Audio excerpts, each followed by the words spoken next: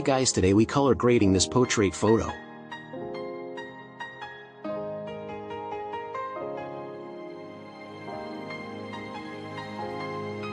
Curve to the image to add some pop. Then we color correct the image.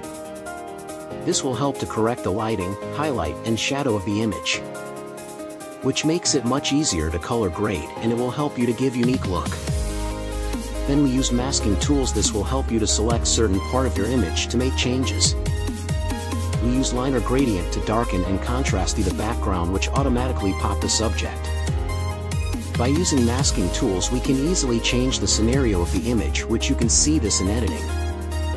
Then we select a color range to select the skin of the subject. This feature comes under subscription, but you can color grade your photo without using this tool. I love using the color panel for my images to make sure that the image's colors are bold and beautiful to complement the image, story, and mood. We'll be doing a lot of color mix moves, but they will be worth it in the end. When I use Color Mixer, I look at the image more like a painter and work with each color to make it harmonize across the entire image.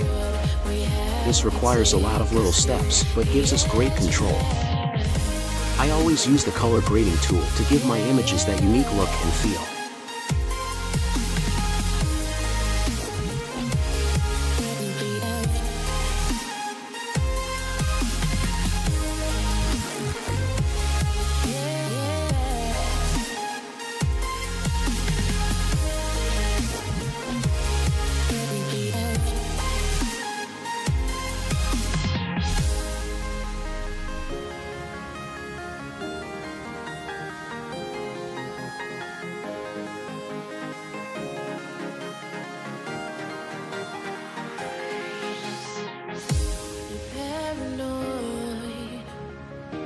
This love that you never started, you once destroyed a broken heart that was already shattered.